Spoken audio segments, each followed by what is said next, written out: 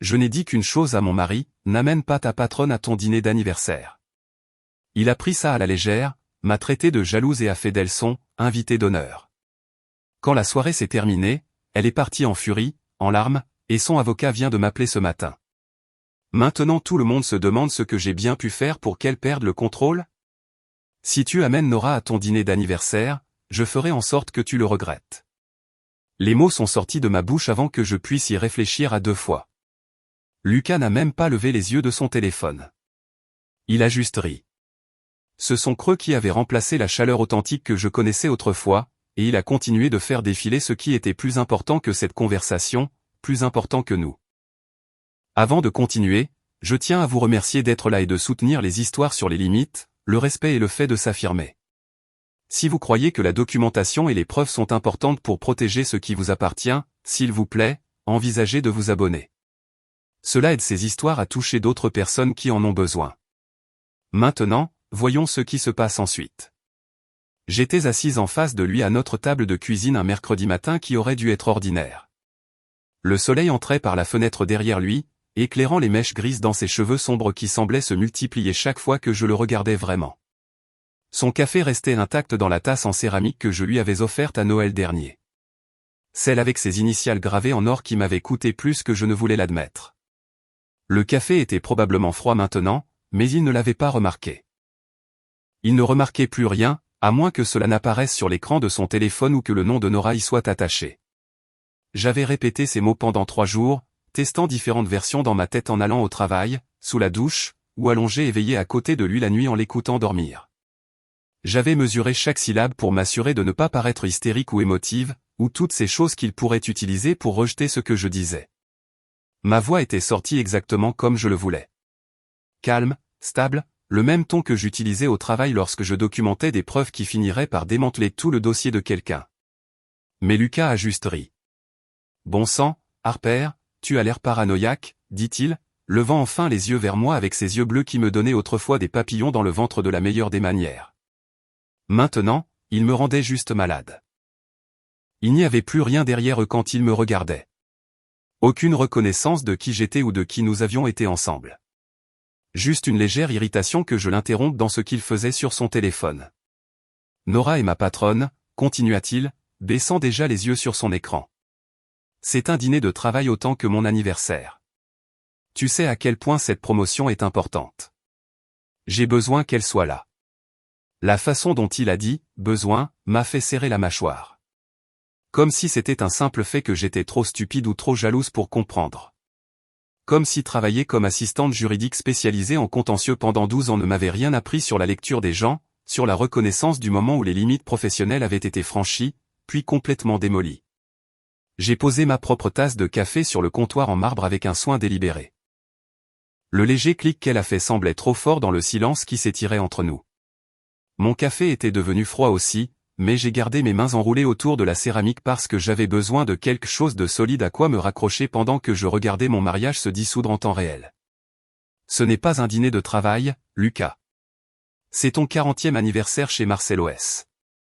Le restaurant où tu m'as demandé en mariage il y a 9 ans. La réservation est à notre nom, pas à celui de ton entreprise. Et si tu fais d'elle ton invité d'honneur pendant que je suis assise là à jouer l'épouse compréhensive, c'est fini entre nous. Il a levé les yeux au ciel.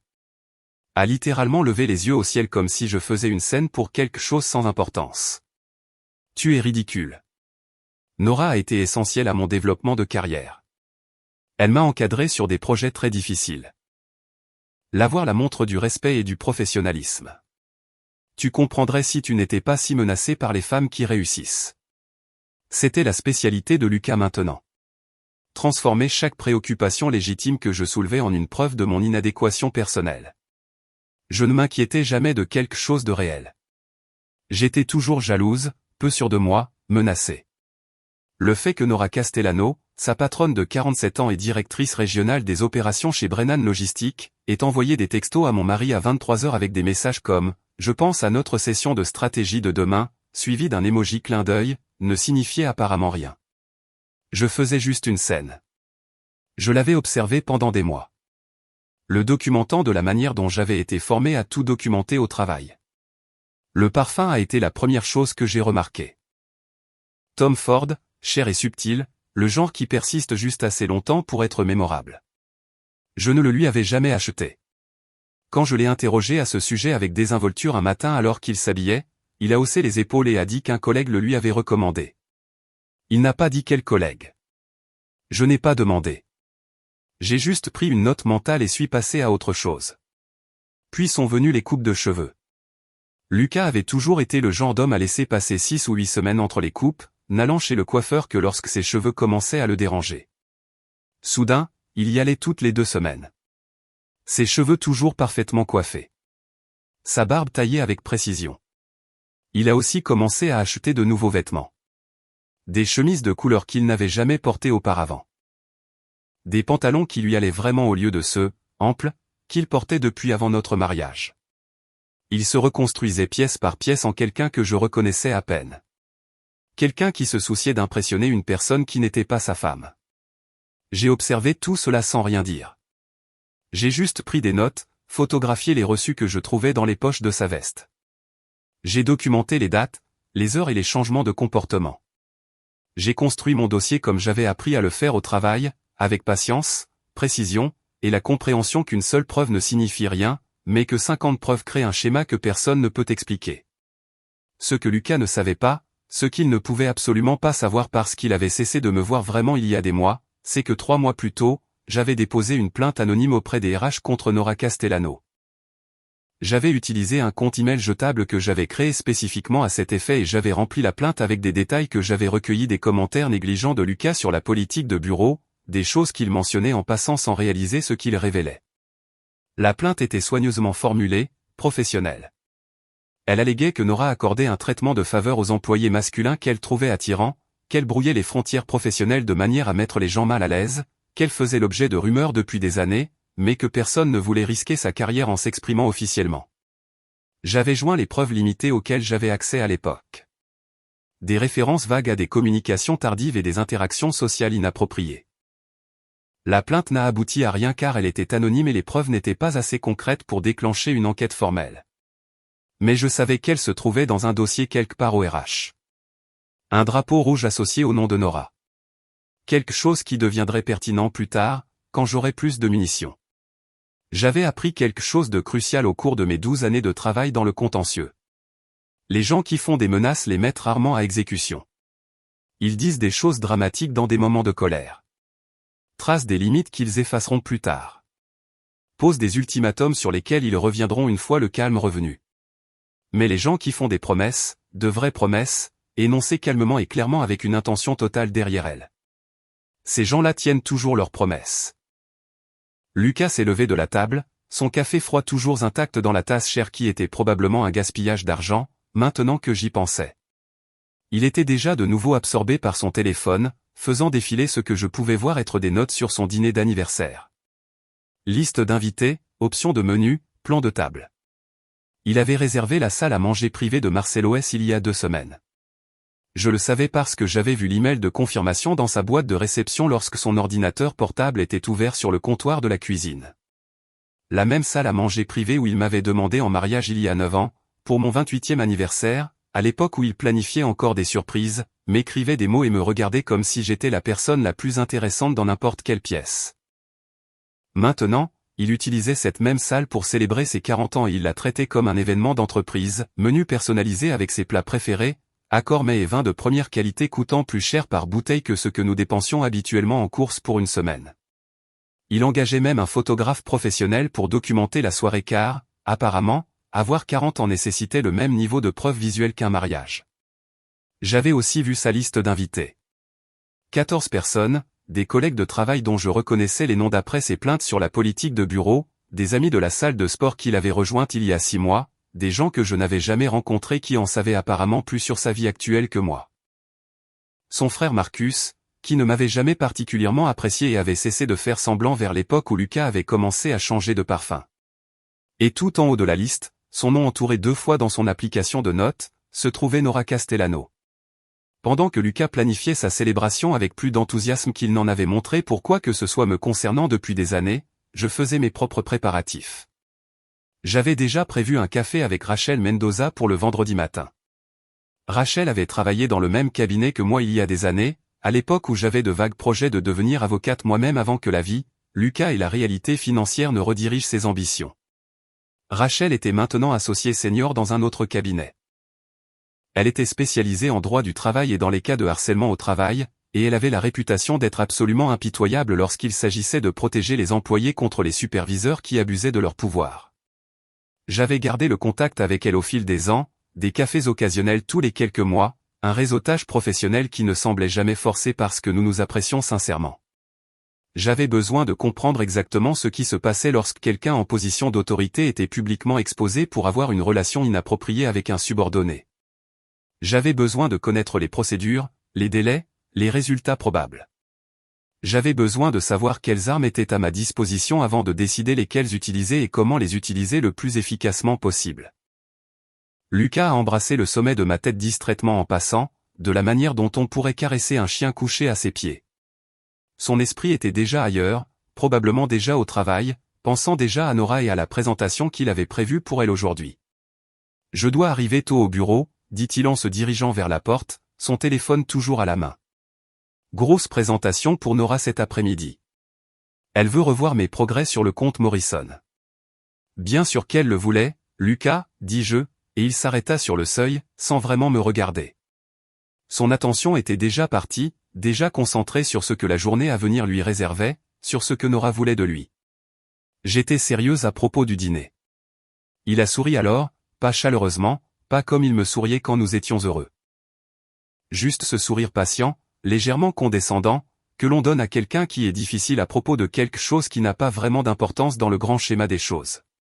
Tu vas adorer une fois que tu verras comme tout est beau, Harper. Fais-moi confiance, j'ai beaucoup réfléchi pour rendre ça spécial. Puis il est parti. La porte s'est refermée derrière lui avec un léger clic qui correspondait au son que ma tasse de café avait fait plus tôt. Je suis resté seul dans notre cuisine avec 2 tasses de café froid et une promesse que j'avais bien l'intention de tenir. La maison semblait trop silencieuse après son départ. Trop vide. J'ai regardé la cuisine que nous avions rénovée il y a 3 ans, les comptoirs en marbre que j'avais choisis et les carreaux de crédence que j'avais mis des semaines à sélectionner. Le coin petit déjeuner où nous avions l'habitude de nous asseoir le dimanche matin, lisant le journal et planifiant notre semaine. Tout cela ressemblait maintenant à un décor de théâtre. Des accessoires dans un mariage qui avait cessé d'être réel quelque part en cours de route, pendant que je ne faisais pas attention. Ou peut-être que j'avais fait attention. Peut-être que c'était ça le problème. Peut-être que j'avais remarqué chaque changement, chaque modification de son comportement, chaque nouvelle distance qui s'ouvrait entre nous. Peut-être que j'avais documenté la mort de notre mariage avec la même précision méthodique que j'utilisais pour documenter des preuves au travail. Et maintenant, j'avais enfin assez de preuves pour faire quelque chose. J'ai pris mon téléphone et j'ai ouvert le dossier chiffré que j'avais créé il y a 6 mois. Le dossier dont Lucas ignorait l'existence parce qu'il avait cessé de s'intéresser à mon téléphone, à ma vie, ou à tout ce que je faisais quand il n'était pas là. À l'intérieur se trouvaient 173 éléments. Des captures d'écran de messages textes que j'avais photographiés sur son téléphone pendant qu'il dormait. Des copies de notes de frais que j'avais capturées sur son ordinateur portable montrant des dîners pour 2 dans des restaurants où nous n'étions jamais allés ensemble. Des relevés bancaires montrant des retraits en espèces qui ne correspondaient à aucun reçu dans nos fichiers partagés, des frais de carte de crédit dans des hôtels pendant les périodes où il prétendait travailler tard au bureau. Chaque élément de preuve était daté, annoté, organisé par catégorie et par chronologie.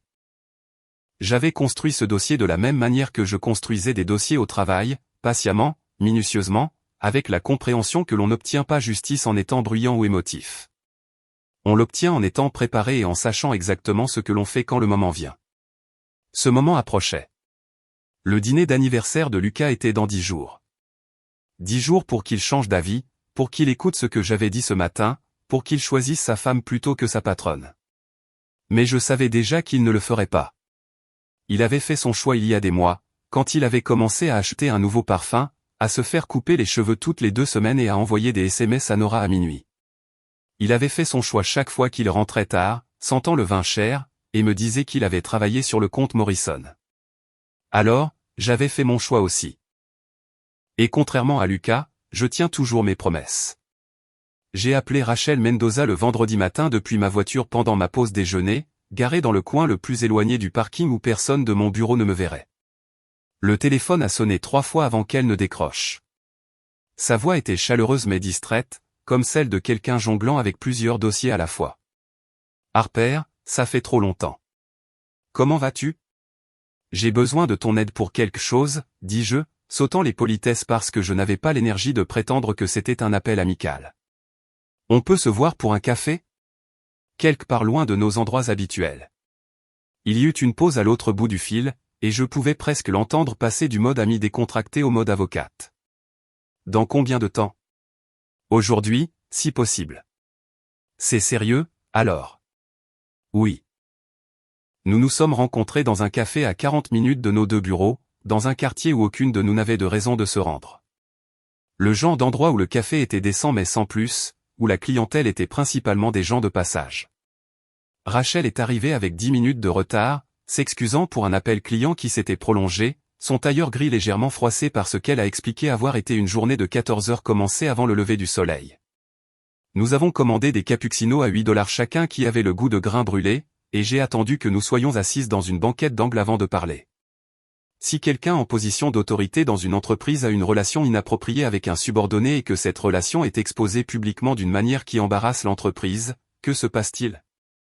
J'ai remué mon café même si je n'y avais rien ajouté. Le mouvement m'a donné quelque chose à faire de mes mains pendant que Rachel m'étudiait avec le regard vif et évaluateur de quelqu'un qui avait passé 20 ans à représenter des employés contre des entreprises. C'est hypothétique? Pas exactement. Elle s'est adossée à sa chaise, a croisé les bras, et j'ai regardé son esprit travailler sur les implications de ma question.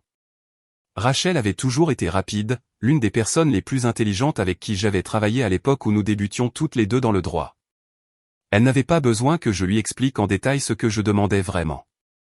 Ça dépend des politiques de l'entreprise et du degré de responsabilité auquel elle est confrontée, dit-elle finalement. Mais généralement, s'il y a des preuves documentées d'une relation inappropriée entre un superviseur et un subordonné, surtout une qui implique un détournement potentiel des ressources de l'entreprise ou un traitement de faveur, l'entreprise agit vite. Enquête immédiate, suspension en attente d'examen.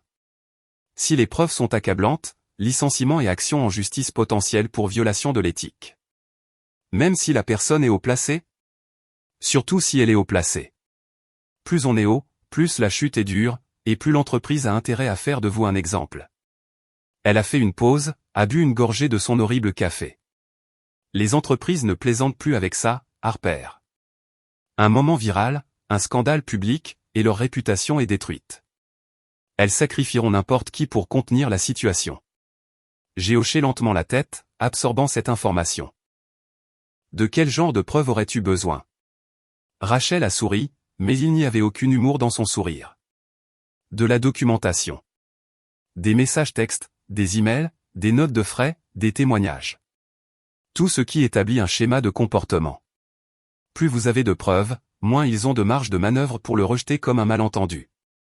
Elle m'a regardé attentivement. Quoi que tu prévois, assure-toi d'être protégé. Documente tout. Ne fais rien qui pourrait se retourner contre toi légalement. Je travaille dans le contentieux, Rachel.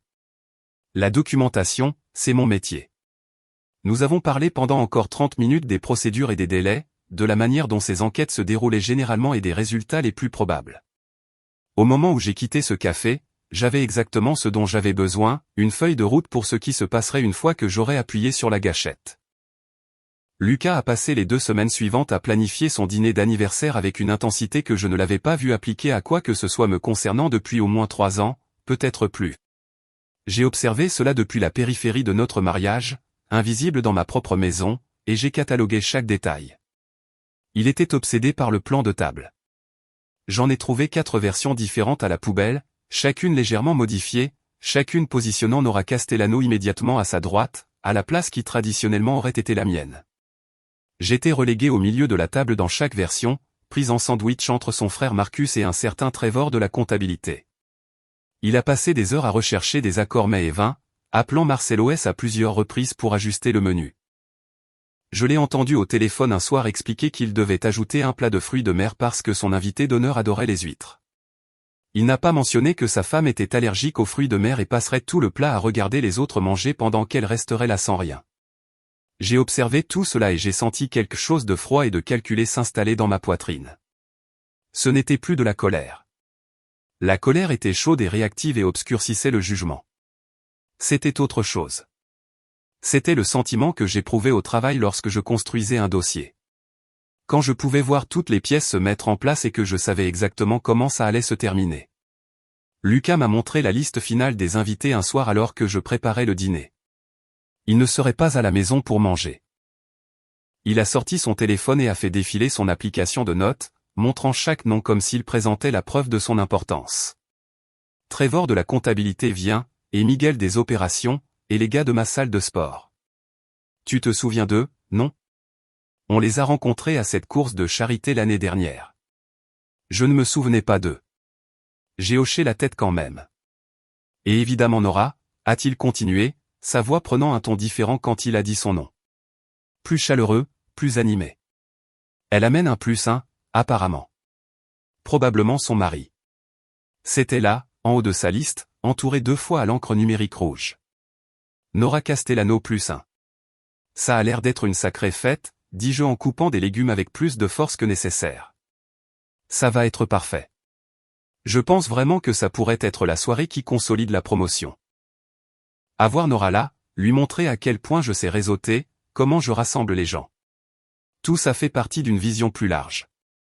La vision plus large qui, apparemment, n'incluait pas de faire en sorte que sa femme se sente valorisée, respectée ou même reconnue. Marcus a appelé le jeudi soir, ostensiblement pour confirmer qu'il assistait au dîner d'anniversaire de Lucas, mais la conversation a rapidement révélé son véritable but. Alors, Harper, Lucas me dit que tu te sens peu sûr de toi à l'idée que sa patronne vienne dîner. J'étais dans notre cuisine en train de couper des légumes pour un autre dîner que Lucas ne mangerait pas à la maison, et je me suis arrêté net. La lame du couteau a capté la lumière du plafonnier et pendant un instant, je l'ai juste fixé. Lucas a dit ça? Ouais, il a mentionné que tu avais des problèmes de jalousie. Écoute, je comprends. La voix de Marcus portait cette nuance particulière de condescendance qu'il avait perfectionnée au fil des ans. Nora a du succès. Elle est confiante. Elle est tout ce que tu voudrais probablement être. Mais peut-être que tu devrais travailler sur toi-même au lieu de faire de la grande soirée de Lucas un prétexte pour tes insécurités. Le jeune frère de Lucas ne m'avait jamais approuvé.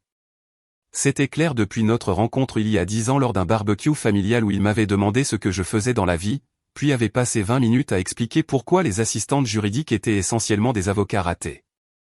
Il était analyste financier, gagnait bien sa vie et ne laissait personne l'oublier. Il portait des montres qui coûtaient plus que mon salaire mensuel et conduisait une voiture qui coûtait probablement plus que nos remboursements hypothécaires annuels. J'apprécie ton inquiétude, Marcus, dis-je, ma voix soigneusement neutre, même si je voulais lui dire exactement ce que je pensais de son analyse de mon état psychologique. Je m'assurerai de travailler sur moi-même. C'est tout ce que je dis. Lucas est vraiment stressé par cette promotion, et la dernière chose dont il a besoin, c'est que tu fasses des scènes ou que tu sois difficile à sa fête.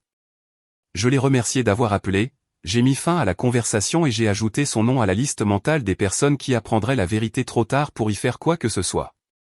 Cette nuit-là, après que Lucas soit finalement rentré à 23 heures, prétendant avoir travaillé tard sur le compte Morrison, après qu'il se soit douché et endormi sans me demander comment s'était passée ma journée ni remarquer le dîner que j'avais préparé et jeté, j'ai pris son téléphone sur la table de chevet. Je connaissais son code. Il pensait que non, mais je l'avais vu le taper assez de fois au cours des 9 dernières années pour que le schéma soit gravé dans ma mémoire. 4 chiffres qui formaient les 4 premières lettres du nom de sa mère. Pas mon nom, jamais mon nom. J'ai tout photographié. Des messages textes entre lui et Nora qui avaient commencé de manière professionnelle il y a 6 mois et s'étaient progressivement transformés en autre chose. Des messages envoyés à 23 heures qui disaient « Je pense à notre session de stratégie de demain », suivis d'émojis qui n'avaient rien à voir avec le travail. Des blagues privées que je ne comprenais pas, des références à des conversations dont je n'avais pas fait partie. Le dossier chiffré sur mon ordinateur portable avait considérablement grossi depuis ce matin où j'avais fait ma promesse. 173 éléments, chacun soigneusement daté, annoté, organisé par catégorie et chronologie, capture d'écran de SMS, copie de notes de frais montrant des dîners pour 2 dans des restaurants où je n'étais jamais allé, relevé bancaire avec des retraits en espèces ne correspondant à aucun reçu dans nos fichiers partagés, frais de carte de crédit dans des hôtels à des moments où Lucas prétendait travailler tard au bureau. J'avais aussi des photos du réseau social interne de son entreprise. Des publications où Nora commentait avec des remarques aguicheuses et des émojis en forme de cœur. Des photos d'événements d'équipe où il se tenait juste un peu trop près. Où sa main reposait sur son bras juste un peu trop longtemps. Je construisais un dossier comme j'avais appris à le faire au travail. Méthodiquement, patiemment, avec la compréhension qu'une seule preuve ne signifie rien, mais que 50 preuves forment un schéma que personne ne peut nier. Au moment du dîner d'anniversaire de Lucas, j'aurais tout ce dont j'avais besoin, pas seulement des soupçons, des intuitions ou le vague sentiment que quelque chose n'allait pas. J'aurais de la documentation, des preuves, des éléments qui pourraient être vérifiés, recoupés et présentés à des personnes ayant l'autorité de faire quelque chose à ce sujet. Lucas s'est agité dans son sommeil, et j'ai rapidement verrouillé son téléphone et l'ai reposé sur la table de chevet, exactement là où il l'avait laissé. Je suis retourné de mon côté du lit et je suis resté là, dans le noir, à l'écouter respirer, en pensant à Marcelo S., au plan de table et au moment où tout ce que j'avais construit aurait enfin de l'importance. Plus que 10 jours avant son dîner d'anniversaire. 10 jours avant que je ne tienne ma promesse. La nuit du dîner d'anniversaire de Lucas est arrivée avec un air d'automne vif qui rendait tout plus net, plus défini. Je me préparais dans notre chambre, observant Lucas dans le miroir alors qu'il ajustait sa cravate pour la 3e fois. Il avait acheté un nouveau costume pour ce soir. Gris anthracite, parfaitement taillé, le genre qui coûtait probablement plus cher qu'il ne l'admettrait si je le demandais, ce que je ne ferais pas. Tu es élégant, dis-je, car c'est ce que les épouses disent même lorsque leur mari s'habille pour impressionner quelqu'un d'autre. Il m'a jeté un bref regard dans le miroir. Merci. Tu devrais probablement porter la robe bleue, celle avec les manches. Pas la robe noire qui me donnait confiance. Pas la verte dont il disait qu'elle faisait ressortir mes yeux. La bleue avec des manches qui couvraient mes bras et arrivaient sous le genou. Conservatrice, oubliable, appropriée pour quelqu'un qui était censé se fondre dans le décor de la célébration de son propre mari. J'ai porté la robe bleue. Nous sommes arrivés à Marcelo S séparément car Lucas devait y être tôt pour s'assurer que tout était bien en place. J'ai conduit seul, je me suis garé sur le parking derrière le restaurant et je suis resté dans ma voiture pendant 5 bonnes minutes avant d'entrer. Mon téléphone était dans mon sac, entièrement chargé. Le dossier chiffré était sauvegardé sur 3 serveurs cloud distincts. Tout était prêt. La salle à manger privée ressemblait exactement à ce que Lucas avait décrit au cours des 2 dernières semaines. Des ballons noirs et dorés regroupés dans les coins, tels des amoncellements luxueux. Des arrangements de roses blanches sur toutes les surfaces disponibles. Leurs pétales si parfaits qu'ils semblaient presque artificiels. De petits cartons avec des noms écrits dans une calligraphie élaborée marquaient chaque place autour de la longue table qui dominait la pièce. Le restaurant sentait le vin cher et l'ail rôti, avec une note florale sous-jacente provenant de toutes les roses. Le genre d'odeur qui m'aurait normalement donné faim, mais qui ce soir me retournait l'estomac. Je pouvais entendre des conversations et des rires provenant de la salle à manger principale. Le cliquetis de la vaisselle et le bourdonnement sourd des vendredis soirs normaux d'autres personnes. J'ai trouvé mon carton nominatif exactement là où je savais qu'il serait. Au milieu de la table, côté droit, entre Marcus et Trevor de la comptabilité. Je l'ai pris et j'ai étudié la calligraphie, les boucles et les fioritures soignées qui éplaient mon nom comme si j'étais juste une autre invitée à cet événement, comme si je n'étais pas marié à l'invité d'honneur depuis 9 ans. Le carton de Lucas était à la tête de la table, positionné comme un trône, et immédiatement à sa droite, à la place que tous les mariages auxquels j'avais assisté m'avaient appris appartenir au conjoint, se trouvait le nom de Nora. Le calligraphe avait ajouté une petite fioriture à la dernière lettre, la rendant presque décorative. J'ai fixé ce carton un long moment, sentant quelque chose de froid et de définitif s'installer dans ma poitrine. C'était vraiment en train d'arriver. Il l'avait vraiment positionné là. L'avait mise à ma place. Avait rendu son choix visible et documenté en calligraphie pour que tout le monde le voie. J'ai sorti mon téléphone et j'ai photographié le plan de table. Une vue d'ensemble d'abord, puis des gros plans des cartons pertinents. Je les ai ajoutés à mon dossier chiffré avec un horodatage et une brève annotation. Plan de table. Épouse déplacée. Patronne positionnée à l'emplacement traditionnel de l'épouse. Les invités ont commencé à arriver vers 19 h. Je me tenais près de l'entrée, jouant le rôle que Lucas m'avait assigné, saluant des gens que je ne connaissais pour la plupart pas, les dirigeant vers le bar, faisant la conversation sur la circulation, le temps et la beauté des décorations. Marcus est arrivé et m'a fait une brève accolade qui semblait obligatoire. Il m'a demandé si je me sentais mieux pour ce soir, a souri quand j'ai dit que j'allais bien. Trevor de la comptabilité est arrivé avec sa femme. Une femme agréable nommée Sarah qui semblait sincèrement heureuse d'être là. Miguel des opérations est venu avec une cavalière. Les amis de la salle de sport sont arrivés en groupe, tous portant des vestes de sport qui semblaient inconfortables sur eux, comme s'ils ne s'habillaient pas souvent. Lucas animait la pièce comme un politicien, serrant des mains, riant aux blagues, s'assurant que tout le monde avait à boire. Il était doué pour ça. Il l'avait toujours été. La performance sociale d'être quelqu'un de réussi, apprécié et important. Il vérifiait constamment son téléphone, regardant vers l'entrée. Il attendait. Nora est arrivée à 19h32. Je connais l'heure exacte parce que j'ai regardé mon téléphone quand j'ai entendu le ton de la voix de Lucas changer. Quand je l'ai entendu dire son nom avec cette chaleur particulière qu'il ne réservait plus qu'à elle. Elle portait une robe qui faisait paraître toutes les autres femmes de la pièce sous-habillées en comparaison.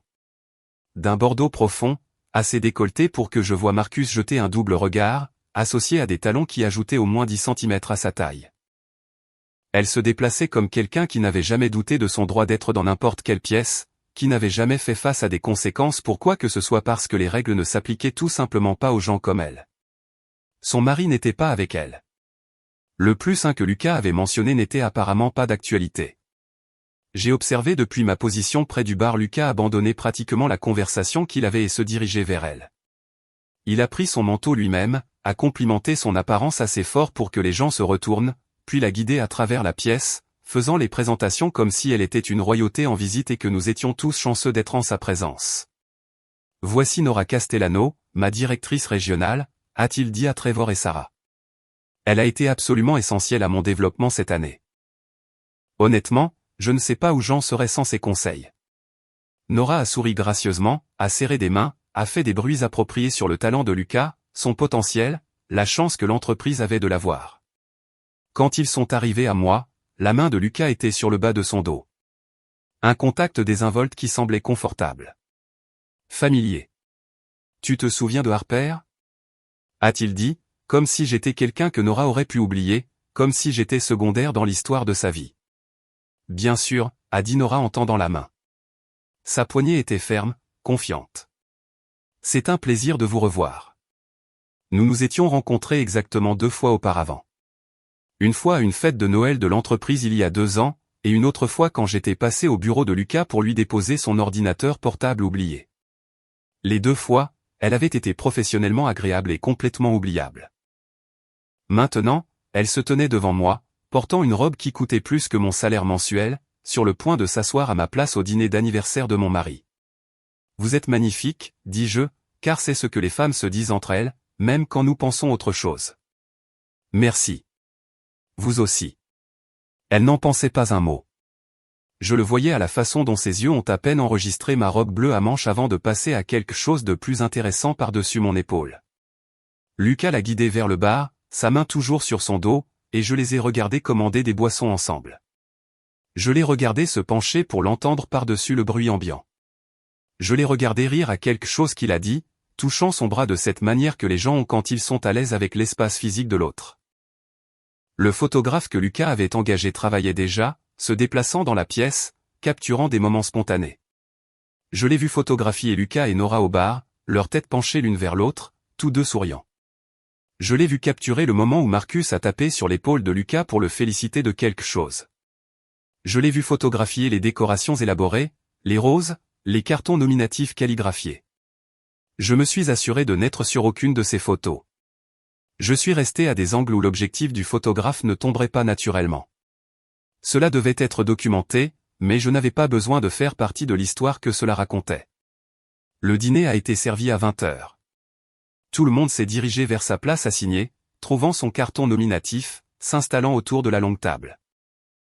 J'ai regardé Lucas tirer la chaise de Nora pour elle, les regarder s'asseoir à la place qui aurait dû être la mienne, les regarder prendre sa position à la tête de la table avec elle immédiatement à sa droite. Je me suis assise entre Marcus et Trevor, exactement là où j'avais été assigné. Sarah était assise à côté de Trevor, ce qui signifiait qu'au moins j'avais un visage amical à proximité. Elle m'a souri chaleureusement, a commenté la beauté de l'endroit, m'a demandé si j'avais aidé à organiser la fête. Non, ai-je dit honnêtement. C'est entièrement Lucas.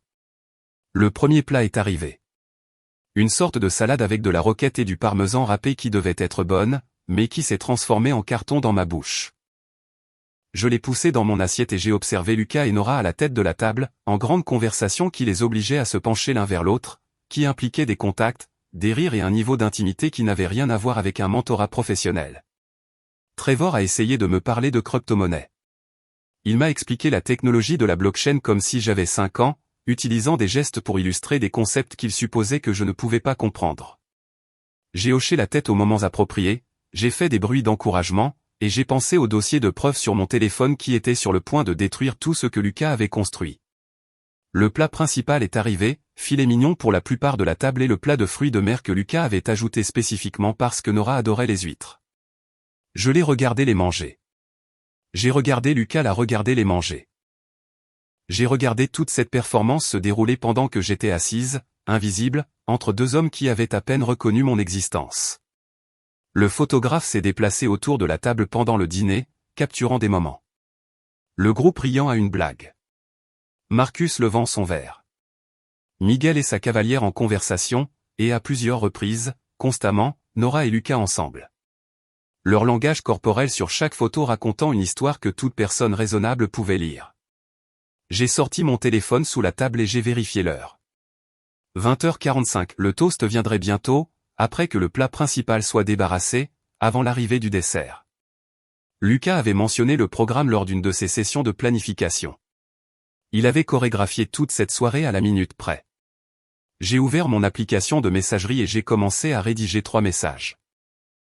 Le même objet pour chacun, violation éthique urgente nécessitant un examen immédiat. Les mêmes pièces jointes, 173 éléments de preuve organisés par date et catégorie. Des destinataires différents, le conseiller juridique général de Brennan Logistique, la ligne d'assistance éthique de l'entreprise, et Patricia Chin, l'assistante exécutive du PDG, qui me devait une faveur depuis 5 ans. Je ne les ai pas encore envoyés. J'ai attendu, car j'avais besoin d'une dernière preuve. La pièce finale qui rendrait tout indéniable. Les assiettes à dessert ont été débarrassées. Le café a été servi. Lucas s'est levé, a tapé sur son verre de vin avec une fourchette, et la pièce s'est progressivement calmée pour entendre ce que le roi de la fête avait à dire. Lucas se tenait à la tête de la table, son verre de vin levé, les joues rougies par l'alcool et la tension. La pièce était devenue complètement silencieuse. Les 14 invités se sont tournés vers lui, dans l'attente. C'était son moment, le discours qu'il avait probablement répété pendant des jours. « Je veux remercier tout le monde d'être ici ce soir », a-t-il commencé, sa voix portant facilement dans la salle à manger privée. Avoir 40 ans, c'est une véritable étape, vous savez, et le partager avec les personnes qui comptent le plus signifie tout pour moi. Il a fait une pause, a laissé le moment respirer, et je l'ai regardé balayer du regard les visages autour de la table. Ses amis de la salle de sport hochant la tête en signe de soutien. Miguel et sa cavalière souriant poliment. Trevor et Sarah ayant l'air intéressés. Marcus avec cette expression de fierté fraternelle qu'il portait toujours lors des événements familiaux. Les yeux de Lucas ne se sont pas posés sur moi, pas même une seconde. Mais je veux surtout reconnaître quelqu'un qui a été essentiel à ma croissance cette dernière année. Il s'est légèrement tourné vers Nora, son langage corporel devenant plus intime, plus personnel. Nora, tu m'as poussé à dépasser toutes les attentes que j'avais pour moi-même. Tu m'as aidé à atteindre des objectifs que je ne pensais pas possibles. Tu as fait de moi le professionnel que j'ai toujours voulu être. Sa voix avait pris une qualité que je reconnaissais de nos premières années ensemble. La même chaleur qu'il réservait autrefois pour parler de nous, de notre avenir, de la vie que nous construisions. Maintenant, il l'utilisait pour elle. Tu as investi en moi quand d'autres m'ignoraient. Tu as cru en moi quand je doutais de moi-même. Et honnêtement, je ne sais pas où j'en serais sans tes conseils et ton soutien. Il a levé son verre plus haut, et la table a suivi. Tout le monde levant son verre de vin en préparation du toast. À mon invité d'honneur, mon mentor et quelqu'un pour qui je suis incroyablement reconnaissant d'avoir dans ma vie. À Nora Castellano. La pièce a éclaté en applaudissements polis. Les verres se sont entrechoqués. Les gens ont bu une gorgée de leur vin et ont fait des bruits d'appréciation à propos du sentiment. Et puis Nora s'est levée. Elle s'est déplacée autour de la table vers Lucas avec un sourire qui semblait sincèrement touché, sincèrement ému. Quand elle l'a atteint, elle n'a pas tendu la main pour une poignée de main professionnelle. Elle ne lui a pas fait une brève accolade de côté. Elle a enroulé ses 2 bras autour de lui, l'a serrée contre elle et a pressé son visage contre son cou dans une étreinte qui a duré 1, 2, 3, 4, 5, 6, 7 secondes. J'ai compté chacune d'elles, mon téléphone déjà dans ma main sous la table. Les bras de Lucas se sont enroulés autour de sa taille. Ses yeux se sont fermés brièvement, tout son corps s'est détendu dans l'étreinte d'une manière qui parlait de familiarité, de confort, d'une intimité physique qui n'avait rien à voir avec un mentorat professionnel. Le photographe a capturé la scène sous plusieurs angles. Je pouvais voir le flash se déclencher, le voir se déplacer pour obtenir différentes perspectives sur ce moment que Lucas avait apparemment décidé de documenter pour la postérité. Quand ils se sont finalement séparés, Nora a dit quelque chose à Lucas que je ne pouvais pas entendre de ma position au milieu de la table. Quoi que ce soit, cela l'a fait sourire d'une manière qui a transformé tout son visage, le faisant paraître plus jeune et plus heureux que je ne l'avais vu depuis des mois. J'ai ouvert mon application de messagerie et j'ai affiché les 3 brouillons que j'avais préparés plus tôt. Même objet pour chacun. Même corps de texte, même pièce jointe, 173 éléments de preuve, plus les photos du plan de table que j'avais prises plus tôt, plus les images que le photographe fournirait éventuellement. Mon doigt a plané au-dessus du bouton d'envoi pendant exactement 5 secondes. C'était ça. C'était le point de non-retour. Une fois que j'aurais envoyé ces emails, tout changerait. La carrière de Lucas serait en péril. La carrière de Nora serait probablement terminée. Notre mariage prendrait définitivement fin, bien qu'il se soit probablement terminé il y a des mois, quand Lucas a commencé à acheter un nouveau parfum et à se faire couper les cheveux toutes les 2 semaines. J'ai cliqué sur « Envoyer » à exactement 21h43, regardant les 3 messages disparaître de ma boîte d'envoi et entrer dans le vide numérique où ils arriveraient dans 3 boîtes de réception différentes chez Brennan Logistique et déclencheraient une réaction en chaîne que j'avais soigneusement planifiée. Puis j'ai fini mon vin, j'ai posé mon verre et je me suis excusé pour aller aux toilettes. Les toilettes de Marcelo S étaient toutes en marbre et en éclairage tamisé, le genre d'endroit conçu pour que les gens se sentent élégants et sophistiqués. Je me suis tenu devant le lavabo et j'ai réappliqué mon rouge à lèvres avec des mains étonnamment stables. Mon reflet semblait calme, posé, comme une femme qui venait de profiter d'un bon dîner plutôt que celle qui venait potentiellement de détruire 2 carrières avec 3 emails soigneusement rédigés. J'ai pris mon temps, je me suis lavé les mains, j'ai arrangé une mèche de cheveux qui s'était échappée de mon chignon, j'ai vérifié mon téléphone pour confirmer que les emails avaient bien été envoyés. Tous les 3 indiquaient « livré ». Pas de retour à l'expéditeur, pas d'erreur. Quand je suis retourné dans la salle à manger 10 minutes plus tard, j'ai immédiatement vu que quelque chose avait changé. L'énergie dans la pièce était passée de festive à tendue. Les conversations se faisaient à voix basse. Les gens jetaient des regards vers la tête de la table où Nora était assise, son téléphone face visible, l'écran illuminé par un appel entrant. Elle a fixé l'écran un long moment avant de répondre. J'ai regardé son visage se transformer en temps réel, de confiant à confus, puis à inquiet, pour finir absolument horrifié, tout cela en l'espace de peut-être 10 secondes. « Oui, c'est Nora Castellano », dit-elle au téléphone, se levant brusquement et s'éloignant de la table vers le couloir. « Quoi ? » ?»« Non, je suis à un dîner. »« Est-ce que ça peut attendre lundi ?» Apparemment, ça ne pouvait pas, car elle a continué à marcher, sa voix montant en ton alors qu'elle s'éloignait hors de portée de voix. Je pouvais la voir à travers l'embrasure de la porte, faisant les 100 pas dans le couloir, sa main libre gesticulant frénétiquement. Son langage corporel était passé de posé et confiant à agité et défensif. Lucas l'a regardé partir, la confusion claire sur son visage. Les autres invités avaient cessé de faire semblant de ne pas remarquer. Trevor s'est penché et m'a chuchoté « Qu'est-ce que tu penses qu'il se passe ?» J'ai haussé les épaules, j'ai pris mon verre de vin même s'il était vide. Je n'en ai aucune idée. Marcus a croisé mon regard de l'autre côté de la table, son expression suspicieuse d'une manière qui m'a noué l'estomac. Il ne m'avait jamais aimé, mais il connaissait assez bien son frère pour sentir quand quelque chose n'allait pas. J'ai soutenu son regard un instant, puis j'ai détourné les yeux, me concentrant sur les roses fanées du centre de table. Nora est restée au téléphone pendant 5 bonnes minutes. J'ai regardé Lucas vérifier son propre téléphone à plusieurs reprises, espérant probablement un texto d'elle expliquant ce qui se passait.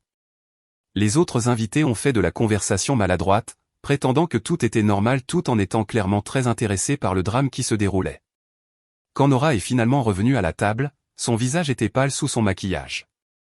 Ses mains tremblaient visiblement alors qu'elle attrapait sa pochette bordeaux au dos de sa chaise. « Je dois y aller », dit-elle, sa voix se brisant sur les bords d'une manière qui trahissait à quel point tout n'allait pas bien. Il y a eu une sorte d'urgence au bureau. Lucas s'est levé immédiatement, sa chaise raclant contre le sol. Quel genre d'urgence? Tu as besoin d'aide. Je devrais venir avec toi. Non. Le mot est sorti sec, presque paniqué. Puis elle a semblé se souvenir du public, a adouci son ton. Non, Lucas, reste et profite de ton anniversaire. Cela ne te concerne pas, mais la façon dont elle l'a regardé racontait une toute autre histoire. Ses yeux disaient, cela te concerne entièrement. Cela nous concerne tous les deux. Cela va détruire tout ce que nous avons construit. Elle est partie sans dire au revoir à personne d'autre. Ses talons claquant rapidement sur le sol en marbre dans un rythme qui ressemblait à une fuite, à une évasion, à quelqu'un fuyant un incendie qu'il avait lui-même allumé. Le silence est tombé dans la pièce après que la porte se soit refermée derrière elle. 14 personnes assises autour d'une table couverte de roses blanches et de desserts à moitié mangés, tout en train de digérer ce dont elles venaient d'être témoins. Puis Trevor s'est éclairci la gorge et a dit quelque chose sur la vie exigeante en entreprise, quelques personnes ont murmuré leur accord, et lentement, les conversations ont repris à voix basse, suggérant que tout le monde spéculait sur ce qui venait vraiment de se passer. Lucas se tenait à la tête de la table, l'air perdu. Il a de nouveau vérifié son téléphone, espérant probablement un texto ou un appel de Nora expliquant l'urgence. Rien n'est venu. Il a essayé de sourire, de faire une blague sur le fait que même son dîner d'anniversaire ne pouvait échapper au drame du travail, mais c'est tombé à plat. Personne n'a ri. En 30 minutes, les invités ont commencé à trouver des excuses pour partir. Sarah a prétexté une matinée chargée. Miguel s'est souvenu d'un engagement antérieur qu'il avait mystérieusement oublié jusqu'à ce moment précis. Les amis de la salle de sport sont partis en groupe, tapant dans le dos de Lucas et le remerciant pour le dîner en sortant. À 22h30, il ne restait plus que 3 d'entre nous dans la salle à manger privée qui avait été pleine de célébrations une heure plus tôt. Lucas était assis à la tête de la table. Marcus sirotait ce qui était probablement son 5e verre, et je ramassais mon manteau du dos de ma chaise avec des mouvements lents et délibérés. Les roses blanches avaient commencé à faner dans la pièce chaude, leurs pétales parfaits tombant sur la nappe comme des drapeaux de reddition. Les ballons noirs et dorés s'affaissaient légèrement dans leur coin. Les cartons nominatifs calligraphiés reposaient sur des sièges vides, documentant qui avait été là pour assister à ce qu'avait été cette soirée. Lucas fixait son téléphone comme s'il contenait des réponses à des questions qu'il ne savait pas encore poser. « C'était quoi ce bordel ?» a-t-il dit, sans vraiment adresser la question à quelqu'un en particulier, mais en regardant dans ma direction comme si je pouvais avoir une idée. J'ai fini de boutonner mon manteau, j'ai pris mon sac à main et je lui ai souri avec une expression qui, je le savais, n'atteignait pas mes yeux. Je n'en ai aucune idée, chérie, mais je suis sûr que tu le sauras assez vite. J'ai marché jusqu'à l'endroit où il était assis, je me suis penché et je l'ai embrassé sur la joue. Sa peau était chaude à cause du vin et du stress. Je pouvais sentir son parfum cher, le Tom Ford que je ne lui avais jamais acheté. Joyeux anniversaire, ai-je murmuré, puis je l'ai laissé là, assis, entouré de verres de vin à moitié vides, de roses fanées et des ruines de la célébration qu'il avait passé 2 semaines à planifier. Je suis rentré seul de Marseille, les lumières de la ville défilant devant mes fenêtres alors que je parcourais des rues que j'avais empruntées 1000 fois. Mes mains étaient stables sur le volant. Ma respiration était calme. Je ne ressentais rien, ce qui était étrange étant donné que je venais de mettre en branle des événements qui allaient détruire la carrière de mon mari et mettre fin à mon mariage. La maison était sombre quand je suis arrivé dans l'allée. Lucas n'était pas encore rentré. Probablement encore au restaurant à essayer de comprendre ce qui était arrivé à Nora, pourquoi elle avait fui son dîner d'anniversaire comme si le bâtiment était en feu. Ou peut-être était-il allé chez Marcus pour boire et se plaindre de la façon dont la soirée avait été gâchée par une mystérieuse urgence au travail. Je suis entré, j'ai accroché mon manteau et je me suis versé un verre de vin que je ne voulais pas vraiment, mais que j'avais l'impression de devoir boire quand même. Je suis resté dans notre cuisine à regarder les comptoirs en marbre et les appareils en acier inoxydable et j'ai pensé à tout l'argent que nous avions dépensé pour rénover cet espace il y a 3 ans. Comment nous nous étions disputés au sujet des poignées d'armoire et des carreaux de crédence. Comment Lucas avait insisté pour avoir la cafetière chère qu'il n'utilisait plus parce qu'il s'arrêtait toujours au café près de son bureau en allant au travail. Mon téléphone était posé sur le comptoir, écran sombre et silencieux. Les emails avaient été envoyés il y a 9 heures. À présent, quelqu'un chez Brennan Logistique les avait vus. Plusieurs personnes. Des gens des services juridiques, des RH et de la direction étaient probablement déjà en réunion d'urgence pour savoir quoi faire d'une directrice régionale qui avait été photographiée en train d'étreindre un employé subordonné lors d'une célébration privée. J'ai fini mon vin, j'ai rincé le verre et je suis monté me coucher. Lucas n'était toujours pas à la maison. Je me suis réveillé à 6h30 avec la lumière du soleil entrant par les fenêtres de la chambre et le son de la respiration de Lucas à côté de moi. Il devait être rentré tard, s'être glissé dans le lit sans me réveiller. J'ai légèrement tourné la tête et les regardé dormir là, son visage détendu d'une manière qu'il ne l'était jamais quand il était réveillé. Il avait l'air plus jeune comme ça, plus comme l'homme que j'avais épousé. Je me suis levé tranquillement, j'ai pris une douche, je me suis habillé avec des vêtements confortables. C'était samedi. Pas de travail, juste ce qui allait suivre. La cafetière a gargouillé dans la cuisine, remplissant la maison de l'odeur de café torréfié. Je versais ma première tasse quand mon téléphone a sonné à exactement 7h15. Numéro inconnu. J'ai répondu à la 3e sonnerie. Harper Brennan à l'appareil. Madame Brennan, ici James Whitfield, avocat de Nora Castellano. Sa voix était douce et exercée. Le genre de vernis professionnel qui vient d'années à menacer des gens pour le compte de clients qui peuvent se payer ses services. Je vous appelle au sujet de graves accusations que vous avez portées contre ma cliente, qui ont causé des dommages importants à sa réputation et à sa carrière. Je n'ai rien dit, j'ai juste écouté. J'ai pris une note mentale de prendre le bloc-notes juridique que je gardais dans le tiroir de la cuisine pour des moments comme celui-ci. Ma cliente a été dévastée par ces accusations sans fondement. Sa réputation a été détruite. Sa carrière est en péril. Et tout cela à cause de fausses allégations que vous avez déposées malicieusement. Nous sommes prêts à utiliser tous les recours légaux disponibles à moins que vous ne retiriez immédiatement vos déclarations et ne présentiez des excuses publiques. Je l'ai laissé finir tout son discours sans l'interrompre. J'ai sorti le bloc-notes, j'ai pris des notes sur son ton, ses choix de mots et les menaces spécifiques qu'il proférait. Quand il a finalement cessé de parler, j'ai bu une gorgée de mon café et j'ai répondu d'une voix calme et professionnelle que j'avais perfectionnée en 12 ans de travail dans le contentieux. Premièrement, maître, rien de ce que j'ai envoyé n'est faux. Chaque élément de preuve est documenté et vérifiable. Deuxièmement, je n'ai pas déposé d'allégation. J'ai signalé un problème d'éthique au travail aux autorités compétentes de l'entreprise, ce qui est non seulement légal mais encouragé par le propre manuel de l'employé de Brennan Logistique. Troisièmement, si la réputation de votre cliente a été endommagée, c'est parce qu'elle a choisi d'avoir une conduite inappropriée avec un employé subordonné, puis d'afficher cette relation inappropriée publiquement devant des témoins et un photographe professionnel. J'ai fait une pause. J'ai laissé ça infuser. Je n'ai pas détruit sa réputation. Elle l'a fait elle-même. Je me suis juste assuré que les gens le voient. Il y eut une longue pause à l'autre bout du fil. Je pouvais entendre des papiers bruire.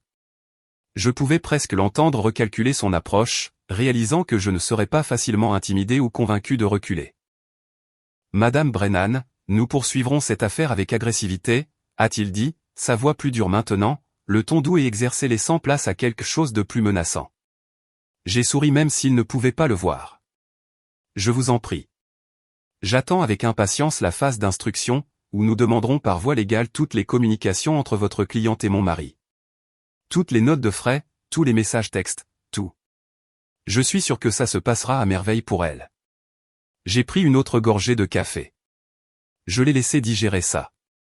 Oh, et maître, vous devriez peut-être conseiller à votre cliente que menacer l'épouse de son employé subordonné ne va probablement pas aider son cas dans l'enquête éthique. Mais faites ce que vous pensez être le mieux. J'ai raccroché avant qu'il ne puisse répondre, j'ai posé mon téléphone sur le comptoir et j'ai fini mon café dans la cuisine silencieuse pendant que Lucas continuait de dormir à l'étage. À midi, j'avais séparé nos comptes bancaires. Le compte chèque et le compte d'épargne conjoint ont été divisés en fonction de ce que chacun de nous avait contribué. Les comptes d'investissement que j'avais hérités de ma grand-mère ont été entièrement transférés à mon nom. La maison était déjà à mon nom, elle l'était depuis avant notre mariage car mes parents avaient aidé à la mise de fonds et voulaient protéger cet investissement. J'ai appelé mon amie avocate, Sarah, spécialisée dans les cas de divorce où l'infidélité d'un conjoint crée des motifs pour des conditions de règlement favorables. J'ai pris des dispositions pour que des papiers soient rédigés. J'ai confirmé que tout ce que je faisais était légal, documenté et ne pouvait pas être contesté plus tard. Lucas est descendu vers 14h, l'air de ne pas avoir dormi du tout bien qu'il ait été au lit pendant 8 heures. Ses cheveux partaient dans tous les sens. Ses yeux étaient injectés de sang. Il portait un pantalon de survêtement et un t-shirt qui étaient propres hier, mais qui avaient maintenant l'air froissé et d'avoir servi pour dormir. « Harper » a-t-il dit, debout dans l'embrasure de la porte du salon pendant que je travaillais sur mon ordinateur portable. « Harper, quelque chose s'est passé. L'entreprise m'a appelé ce matin. Ils m'ont mis en congé administratif en attendant une enquête sur ma relation avec Nora. » J'ai levé les yeux de mon ordinateur portable, mais je n'ai rien dit. J'ai juste attendu. Ils disent que quelqu'un a déposé une plainte, qu'il y a des preuves de conduite inappropriée. Ils ont suspendu Nora hier après le dîner. Elle a été escortée par la sécurité ce matin. Sa voix s'est légèrement brisée. Ils l'ont licenciée, Harper. Ils l'ont virée pour violation de l'éthique. Il m'a regardé comme si je pouvais avoir des réponses, comme si je pouvais expliquer comment sa parfaite célébration d'anniversaire s'était transformée en un désastre de carrière en moins de 24 heures. Que as-tu fait? Sa voix n'était pas encore en colère, juste confuse, désespérée de comprendre. Comme si tout cela n'était qu'un terrible malentendu qui pourrait être réparé si seulement quelqu'un expliquait ce qui se passait. J'ai soigneusement fermé mon ordinateur portable et je me suis levé, j'ai marché jusqu'à la table d'appoint où j'avais placé l'enveloppe Kraft que j'avais préparée ce matin, je l'ai prise et je l'ai tenue un moment, sentant le poids des papiers à l'intérieur. Tout ce que j'avais construit pendant des mois réduit à une seule enveloppe. Je t'ai fait une promesse, dis-je simplement en traversant la pièce pour la lui tendre. Je t'ai dit que si tu faisais d'elle ton invité d'honneur, tu le regretterais. Tu ne m'as pas cru. C'était ton choix. Lucas a pris l'enveloppe avec des mains qui tremblaient légèrement, l'a ouverte et en a sorti les papiers. J'ai observé son visage alors qu'il lisait la première page. Demande de divorce. Ses yeux se sont écarquillés, la confusion laissant place au choc. Il a tourné à la deuxième page, les déclarations financières montrant comment j'avais séparé nos actifs, comment tout était déjà divisé, comment la maison était à mon nom et le resterait, comment son accès à nos comptes conjoints avait été restreint. Il est retourné à la première page, l'a relu comme s'il avait mal compris quelque chose de crucial. Harper, qu'est-ce que c'est? Tu demandes le divorce? Pour avoir invité ma patronne à mon dîner d'anniversaire? Je suis retourné à la table d'appoint et j'ai pris une seule photo que j'avais imprimée ce matin. Le photographe avait envoyé un aperçu de la galerie tard la nuit dernière, essayant probablement d'obtenir une approbation finale avant de traiter le paiement. J'avais téléchargé toutes les images où figuraient Lucas et Nora ensemble. Celle-ci était la plus accablante. Cette seconde capturée sous l'angle parfait. Le visage de Nora pressé contre le cou de Lucas, ses bras enroulés autour de sa taille, tous deux les yeux fermés, complètement absorbés dans une étreinte qui n'avait rien à voir avec un mentorat professionnel et tout à voir avec une familiarité intime. Je lui ai tendu la photo, l'ai regardé la fixer, et vu la couleur quitter son visage alors qu'il se voyait à travers mes yeux, à travers les yeux de tous les invités à ce dîner, à travers les yeux du comité d'éthique de son entreprise qui examinait actuellement 173 éléments de preuve qui racontaient la même histoire que cette seule image. Je demande le divorce parce que tu as eu une relation inappropriée avec ta patronne et que tu m'as humilié publiquement en le faisant. Parce que tu l'as priorisé par rapport à moi pendant des mois, parce que tu as cessé de me voir comme ta femme et que tu as commencé à me voir comme un obstacle à ce que tu construisais avec elle. Lucas a regardé la photo, puis moi, puis de nouveau la photo. Sa bouche s'est ouverte et fermée plusieurs fois sans qu'aucun son ne sorte. Je veux que tu partes, dis-je doucement. C'est ma maison. Les serrures ont déjà été changées. Tes affaires sont emballées dans des boîtes dans le garage. Tu peux les prendre maintenant ou convenir d'un moment pour les récupérer plus tard, mais tu ne peux pas rester ici. Il est resté là, tenant des papiers de divorce dans une main et une photo de sa propre trahison dans l'autre, ressemblant à un homme qui venait de réaliser qu'il se tenait au bord d'une falaise depuis le début sans s'en rendre compte. Lucas est resté assis sur le canapé pendant 3 heures ce samedi après-midi, les papiers du divorce étalés sur la table basse devant lui. La photo de lui et de Nora face contre table, comme s'il ne supportait plus de la regarder. Il appelait quelqu'un, avait une conversation à voix basse que je ne pouvais pas tout à fait entendre depuis la cuisine, puis raccrochait et fixait à nouveau les papiers. Appeler quelqu'un d'autre, répétait le cycle.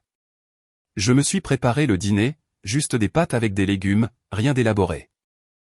L'acte de cuisiner semblait normal, ancrant, comme si peut-être, si je suivais des gestes familiers, tout le reste commencerait à avoir un sens aussi. L'eau a bouilli, les pâtes ont cuit. Je les ai égouttées, j'ai ajouté de l'huile d'olive et de l'ail, J'ai dressé une seule portion et j'ai mangé au comptoir de la cuisine pendant que Lucas était assis à 5 mètres de là dans le salon, agissant comme si son monde s'était écroulé. Peut-être que c'était le cas. Je ne m'en souciais plus vraiment. Mon téléphone a sonné à 18h30. Le nom de Marcus s'est affiché à l'écran. J'ai envisagé de ne pas répondre, puis j'ai décidé que je ferais aussi bien d'en finir avec cette conversation.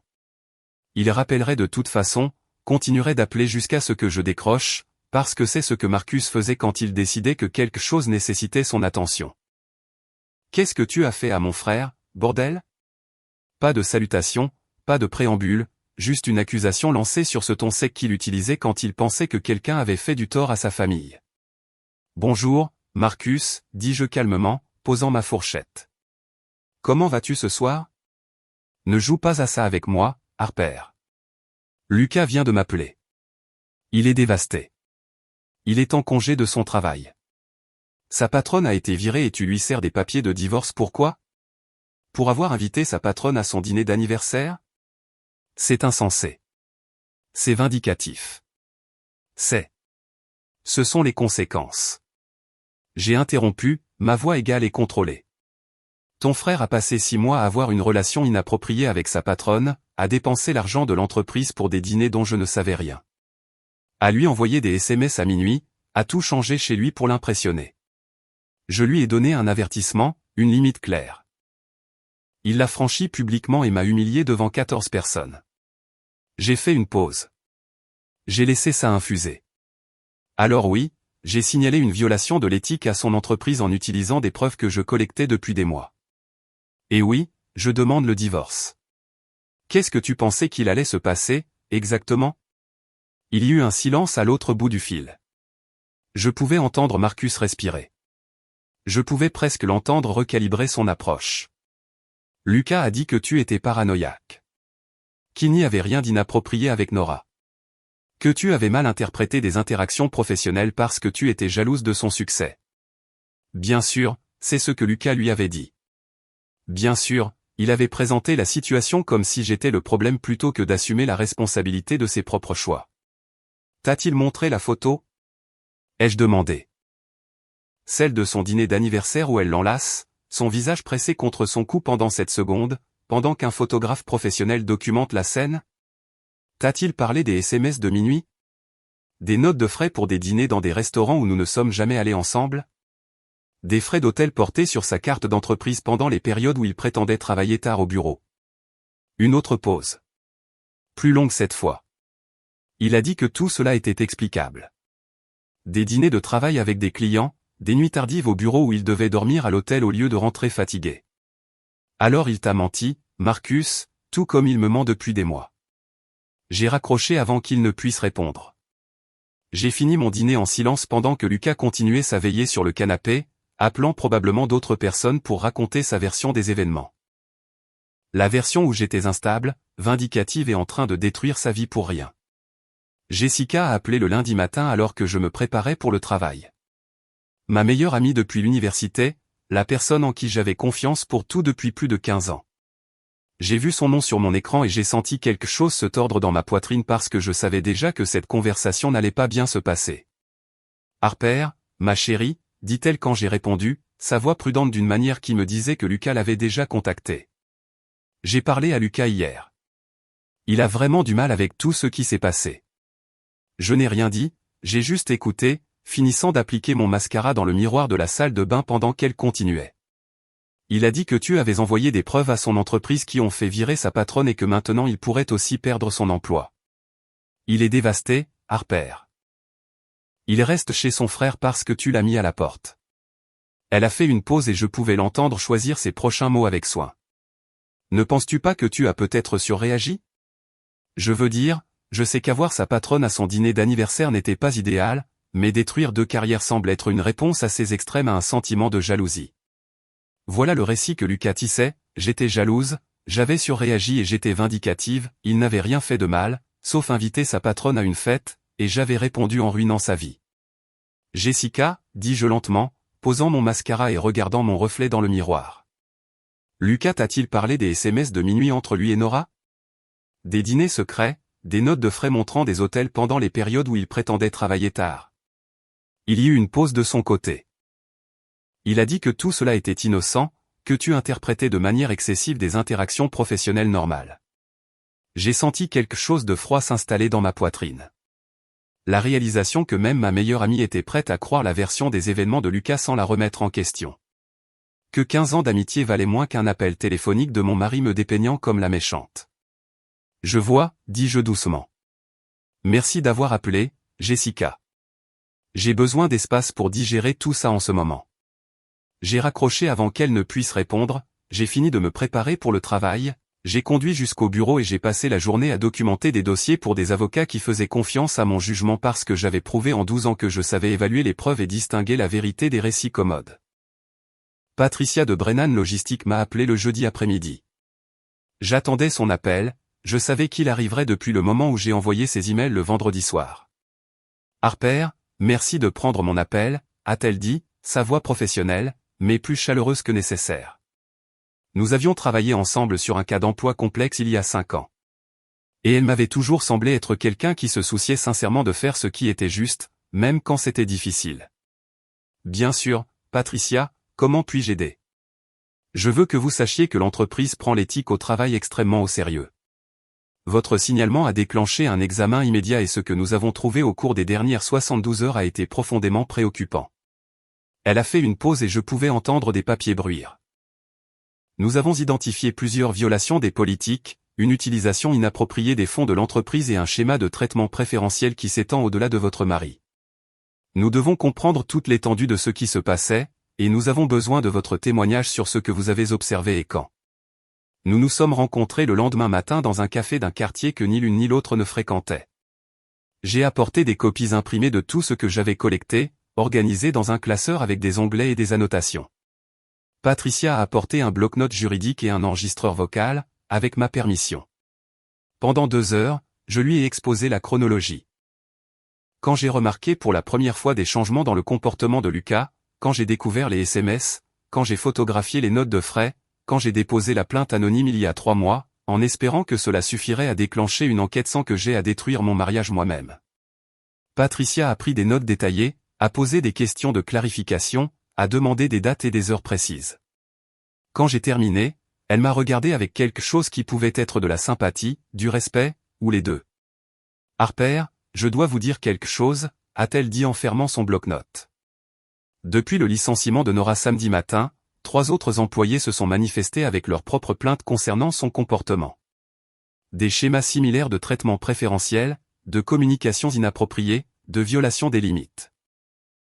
Ce que vous avez documenté avec Lucas n'était pas un incident isolé. Cela faisait partie d'un problème beaucoup plus vaste que l'entreprise aurait dû régler il y a des années. J'ai absorbé cette information en silence. Une partie de moi se sentait justifiée. Une autre partie se sentait juste fatiguée en pensant à combien d'autres mariages auraient pu être endommagés par l'incapacité de Nora à maintenir des limites professionnelles. Vendredi soir, j'étais à l'étage en train d'emballer les vêtements restants de Lucas dans des boîtes quand j'ai entendu la porte d'entrée s'ouvrir. Je me suis figé, à l'écoute. Des pas lourds dans l'entrée. Pas la démarche de Lucas. Quelqu'un d'autre. Marcus est apparu en haut des escaliers avant que je puisse réagir. Son costume cher était froissé par une longue semaine de travail. Son expression était figée dans cette combinaison particulière de colère et de droiture qu'il arborait quand il pensait qu'un membre de sa famille avait été lésé. Nous devons parler, a-t-il dit, ne demandant pas la permission, annonçant simplement sa présence comme s'il avait tout à fait le droit d'être dans ma maison sans y être invité. J'ai posé la boîte que j'étais en train d'emballer et je l'ai regardée calmement. Tu dois partir, Marcus. C'est ma maison, et tu n'as pas la permission d'être ici. Lucas m'a donné une clé il y a des années. Je ne pars pas tant que nous n'aurons pas parlé de ce que tu fais à mon frère. Il a croisé les bras, se positionnant en haut des escaliers comme s'il bloquait ma sortie. Lucas est en train de s'effondrer. Il reste chez moi parce que tu ne le laisses pas entrer dans sa propre maison. Il boit trop. Il ne peut pas dormir. Et toi, tu es là-haut à emballer ses affaires comme s'il était un étranger que tu expulses. J'ai soutenu son regard sans broncher. Qu'en est-il du respect de son conjoint, Marcus? Qu'en est-il du maintien de limites appropriées avec sa patronne? Qu'en est-il d'écouter quand sa femme lui dit que quelque chose la met mal à l'aise? Il ne s'agit pas de limites. Il s'agit de toi, menacé par une femme qui a du succès et punissant Lucas pour avoir une relation professionnelle importante. J'ai pris la photo sur la table de chevet où je l'avais laissée. L'étreinte de 7 secondes capturée sous l'angle parfait, je me suis approché et je l'ai tendue à Marcus. Regarde ça et dis-moi que c'est juste une relation professionnelle. Il a regardé l'image, sa mâchoire s'est crispée. Il me l'a rendu sans commentaire. J'ai géré les problèmes pendant 9 ans, dis-je doucement. J'ai fait des compromis, je me suis adapté et je suis restée silencieuse pendant que Lucas priorisait sa carrière par rapport à notre mariage. Mais je ne resterai pas silencieuse pendant qu'il a une liaison et qu'il agit ensuite surpris qu'il y ait des conséquences. Marcus est resté là un long moment, la combativité semblant le quitter alors qu'il digérait ce que j'avais dit. Tu dois partir maintenant, ai-je répété. Et donne-moi cette clé avant de partir. Marcus est parti sans un mot de plus, sortant la clé de rechange de sa poche et la laissant tomber dans ma main tendue avant de descendre les escaliers et de sortir de ma maison. J'ai entendu sa voiture démarrer dans l'allée, j'ai écouté le son s'estomper alors qu'il s'éloignait, puis je suis retourné emballer les affaires de Lucas dans des boîtes qui effaceraient les dernières traces physiques de sa présence de l'espace que nous avions partagé pendant 5 ans. Le week-end s'est écoulé dans un étrange silence. J'ai nettoyé la maison à fond, récurrent 9 ans de vie commune accumulés. J'ai donné les objets que Lucas n'avait pas emportés et qui n'avaient aucune valeur sentimentale. J'ai réarrangé les meubles pour changer l'énergie des pièces qui semblaient trop pleines de souvenirs que je ne voulais plus. J'ai refait de la maison la mienne, d'une manière qu'elle n'avait pas été depuis avant notre mariage. Le lundi matin est arrivé avec une pluie qui a rendu le monde gris et doux. Je me préparais pour le travail quand mon téléphone s'est allumé avec des notifications, des messages textes de collègues, des emails avec des liens, un message vocal de Patricia de Brennan Logistique me prévenant de quelque chose qui allait devenir très public. J'ai ouvert le premier lien et je me suis retrouvé à lire un communiqué de presse sur le site officiel de Brennan Logistique, horodaté à 8 heures du matin. La déclaration était brève, formulée de manière professionnelle, et absolument dévastatrice dans ses implications. Brennan Logistique avait licencié la directrice régionale Nora Castellano à la suite d'une enquête interne qui avait révélé de multiples violations des politiques d'éthique de l'entreprise, y compris des relations inappropriées avec des employés subordonnés et une mauvaise utilisation des ressources de l'entreprise. L'entreprise menait un examen complet de toutes les décisions de personnel prises sous sa supervision et restait engagée à maintenir les normes les plus élevées de conduite professionnelle. La déclaration ne mentionnait pas Lucas par son nom. Ce n'était pas nécessaire. Tout le monde dans son département saurait exactement ce que signifiait « relations inappropriées avec des employés subordonnés ». Tous ceux qui avaient été à ce dîner d'anniversaire comprendraient ce qui avait déclenché cette enquête. Mon téléphone a sonné en quelques minutes. Un ancien collègue me demandant si j'avais vu les nouvelles. Une autre me demandant si j'allais bien, si elle pouvait faire quelque chose. Une troisième disant simplement qu'elle avait toujours su que quelque chose clochait avec Nora, mais ne s'était pas sentie en sécurité pour le dire jusqu'à présent. J'ai répondu à chacun par de brèves reconnaissances professionnelles. J'ai confirmé que j'allais bien, j'ai décliné les offres de soutien qui ressemblaient plus à une pêche au potin qu'à une véritable sollicitude. Puis j'ai mis mon téléphone en silencieux et j'ai fini de me préparer pour le travail. Le mardi matin, l'histoire avait pris une vie propre, au-delà des communiqués de presse de l'entreprise et des ragots internes. Quelqu'un avait divulgué des photos du dîner d'anniversaire de Lucas à un blog de travail appelé « Corporate Confession ». Et le message devenait viral sur toutes les plateformes de médias sociaux où les professionnels se rassemblaient pour juger les erreurs des autres. J'ai trouvé l'article de blog grâce à une notification LinkedIn. Quelqu'un que je connaissais à peine le partageait avec des commentaires sur les limites professionnelles et l'éthique au travail. Le titre disait « Quand le mentorat dépasse les bornes, un dîner d'anniversaire qui a mis fin à 2 carrières ». L'article présentait des images de qualité professionnelle du photographe que Lucas avait engagé. Plusieurs angles de l'étreinte de 7 secondes. Le visage de Nora pressé contre son cou. Ses bras enroulés autour de sa taille, tous deux les yeux fermés dans une étreinte qui parlait d'intimité et de familiarité. Des photos d'eux à la tête de la table, se penchant pour converser, sa main sur son bras. Des images qui racontaient une histoire que n'importe qui pouvait lire, peu importe ce que Lucas prétendait sur la nature de leur relation. Et là, en arrière-plan de plusieurs photos, il y avait moi, assise au milieu de la table entre Marcus et Trevor, regardant directement l'appareil photo avec une expression que le blogueur a décrite comme « l'épouse qui savait exactement ce qui se passait et planifiait déjà son prochain coup ». J'ai fixé cette description un long moment. Le blogueur n'avait aucune idée de la précision de cette évaluation. Aucune idée que j'étais assise là avec mon téléphone sous la table, le doigt planant au-dessus du bouton d'envoi de 3 emails qui détruiraient tout ce que Lucas avait construit. L'article avait été partagé plus de 2000 fois en milieu de matinée. La section des commentaires était remplie de gens analysant chaque détail des photos, débattant pour savoir si la relation avait été physique ou simplement émotionnelle, discutant des politiques d'éthique d'entreprise et des dynamiques de pouvoir, et de ce qui devrait arriver aux employés qui violaient les limites professionnelles de manière aussi flagrante. Le nom de Lucas était soudainement recherchable, lié pour toujours à ce scandale, son identité professionnelle réduite à « le type qui a eu une relation inappropriée avec sa patronne et s'est fait prendre à son propre dîner d'anniversaire ». J'ai fermé l'article de blog et je suis retourné au travail. J'ai documenté des preuves pour des cas qui n'avaient rien à voir avec ma vie personnelle. J'ai trouvé du réconfort dans le rythme familier des processus et procédures juridiques qui avaient un sens, contrairement, apparemment, aux relations humaines. Mercredi après-midi, mon téléphone a sonné avec un numéro que je ne reconnaissais pas. J'ai failli ne pas répondre, puis j'ai décidé au dernier moment de décrocher. Madame Brennan, ici David Castellano. Je suis le mari de Nora. Il a fait une pause et je pouvais l'entendre respirer lourdement à l'autre bout du fil. Où j'étais son mari.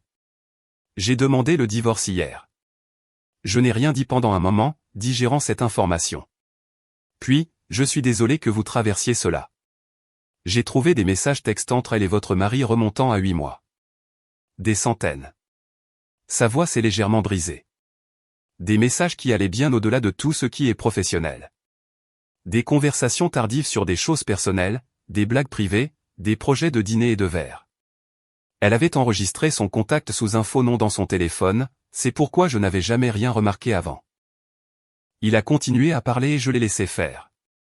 Parfois, les gens ont juste besoin de dire leur vérité à haute voix à quelqu'un qui comprendra sans jugement. Je l'ai confronté dimanche après son licenciement. Je lui ai demandé depuis combien de temps ça durait, si elle avait couché avec lui, si elle s'était déjà vraiment souciée de notre mariage, ou si j'avais juste été pratique pendant qu'elle construisait sa carrière et avait des liaisons avec des subordonnés. Il a fait une pause, a pris une respiration tremblante. Elle a tout avoué. A dit que ça avait commencé l'été dernier lors d'un séminaire d'entreprise, qu'elle ne voulait pas que ça devienne sérieux, qu'elle n'avait jamais eu l'intention de blesser qui que ce soit. Mais elle a blessé des gens, dis-je doucement. Elle a blessé tout le monde. Moi. Nos enfants, qui doivent maintenant faire face à l'humiliation publique de leur mère pour avoir eu une liaison avec quelqu'un qu'elle supervisait. Ce sont des adolescents, Madame Brennan. Ils doivent aller à l'école et affronter leurs amis qui ont probablement vu ces photos en ligne, qui ont probablement entendu les ragots sur ce que leur mère a fait. Nous avons parlé pendant 20 minutes. Il a partagé des détails sur des conférences de travail le week-end auxquelles Nora avait assisté seule, des appels téléphoniques tardifs qu'elle avait pris dans une autre pièce, des changements dans son comportement au cours de la dernière année qu'il avait remarqué mais rationalisé parce qu'il lui faisait confiance. À la fin de l'appel, nous avions formé une alliance tacite. 2 personnes qui avaient été trahies par des conjoints qui auraient dû savoir mieux, qui auraient dû valoriser leur mariage plus que la satisfaction temporaire qu'ils avaient trouvée dans une relation inappropriée qui allait toujours mal finir. Merci de m'avoir écouté, a dit David avant que nous ne raccrochions. Et merci d'avoir signalé ce qui se passait. Si vous ne l'aviez pas fait, je ne l'aurais peut-être jamais su. J'aurais peut-être passé des années à me demander pourquoi mon mariage semblait faux sans comprendre que ma femme investissait son énergie émotionnelle dans quelqu'un d'autre. Jeudi après-midi, Lucas est venu chercher ses affaires. J'ai observé depuis la fenêtre du salon alors qu'il arrivait dans la voiture de Marcus, et resté assis dans l'allée un long moment à regarder la maison, puis est lentement sorti et s'est dirigé vers la porte d'entrée. Je l'avais laissé déverrouiller pour lui. J'avais laissé ses boîtes organisées dans le garage par catégorie pour qu'il puisse les charger efficacement et partir. Je ne voulais pas d'adieu prolongé ou d'une confrontation dramatique. Je voulais juste qu'il prenne ses affaires et me laisse commencer à reconstruire ma vie sans lui. Il m'a trouvé dans la cuisine, le même endroit où tout avait commencé il y a 10 jours avec une promesse qu'il avait rejetée comme de la paranoïa. Harper. Sa voix était rauque, épuisée. Il avait l'air de ne pas avoir dormi correctement depuis des jours. Harper, je suis désolé. Je sais que j'ai merdé. Je sais que je n'ai pas écouté quand tu m'as prévenu. Il s'est arrêté, a dégluti difficilement. Je pouvais le voir rassembler son courage pour ce qu'il allait dire ensuite. Mais je n'ai jamais couché avec elle. Je te le jure, je n'ai jamais triché physiquement. C'était juste émotionnel. Juste des messages textes, des dîners et des conversations où quelqu'un m'écoutait vraiment et me faisait sentir valorisé d'une manière que je n'avais pas ressentie depuis des années. C'était mal. Je sais que c'était mal, mais ce n'était pas physique. J'ai levé la main pour l'arrêter avant qu'il ne puisse continuer à justifier des choix qui avaient détruit notre mariage, qu'ils aient été physiques ou émotionnels. Ça n'a pas d'importance, Lucas. Physique ou émotionnel, tu as triché. Tu l'as priorisé par rapport à moi. Tu m'as humilié à ton dîner d'anniversaire devant tout le monde que nous connaissons. Et maintenant, tu fais face aux conséquences de choix que tu as fait encore et encore pendant des mois. J'ai posé ma tasse de café et je l'ai regardé directement. Je ne suis pas intéressé par tes excuses ou tes justifications. Prends tes affaires et pars. Lucas est resté dans ma cuisine un long moment après que je lui ai dit de prendre ses affaires et de partir. Sa bouche s'est ouverte et fermée plusieurs fois comme s'il cherchait des mots qui pourraient changer l'issue de cette conversation, qui pourraient annuler les conséquences des choix qu'il avait faits encore et encore pendant 8 mois. Il n'a rien trouvé à dire. Je suis passé devant lui pour aller au garage où j'avais empilé ses affaires dans des boîtes clairement étiquetées. Vêtements dans une section, livres et objets personnels dans une autre. Documents de travail dont il pourrait avoir besoin dans une troisième. Tout était organisé et prêt pour un déménagement efficace car je voulais que ce soit fait rapidement et proprement. Tout est là, dis-je en désignant les boîtes. Tu peux les charger dans la voiture de Marcus. J'ai déjà pris des dispositions pour que le reste de tes meubles soit donné la semaine prochaine, à moins que tu ne veuilles fixer un rendez-vous pour les récupérer. Lucas a regardé les boîtes comme si elles représentaient la somme totale de 9 ans de mariage, ce qui, d'un point de vue physique, était le cas. Tout le reste, la maison, les comptes conjoints, la vie que nous avions construite m'appartenait désormais, grâce à une planification minutieuse et à une documentation juridique commencée bien avant son dîner d'anniversaire. Il a commencé à transporter les boîtes jusqu'à la voiture en silence. Je regardais depuis l'embrasure de la porte, sans aider, sans gêner, simplement témoin du retrait final de sa présence physique de mon espace. Il lui a fallu 40 minutes pour tout charger. Quand il a terminé, il s'est tenu dans l'allée, regardant une dernière fois la maison. « Harper » a-t-il crié, et je pouvais entendre le désespoir dans sa voix. « Harper, s'il te plaît. On peut arranger ça. Je ferai n'importe quoi. Je quitterai mon travail. On peut déménager ailleurs. Recommencer à zéro. Juste, s'il te plaît, ne fais pas ça. Ton travail t'a déjà quitté, dis-je doucement. Et il n'y a rien à arranger. Ce mariage s'est terminé il y a des mois, quand tu as commencé à donner la priorité à Nora sur moi. Je ne fais que le rendre officiel. Il est monté dans la voiture et est parti. J'ai fermé la porte du garage et je suis rentré dans une maison qui semblait soudainement plus légère, bien que rien de physique n'ait changé, si ce n'est l'absence de boîte qui était là depuis moins d'une semaine. La procédure de divorce a progressé avec une rapidité surprenante. L'avocat de Lucas était un homme à l'air fatigué nommé Gérald, qui facturait des tarifs raisonnables car il comprenait que Lucas ne pouvait pas se permettre le genre de représentation juridique qui aurait pu contester sérieusement les conditions que je proposais. Gérald a fait de son mieux, arguant que la répartition des actifs était injuste, que Lucas méritait plus de considération compte tenu de la durée du mariage. Mais le contrat de mariage que j'avais mis à jour lors de notre refinancement était en béton.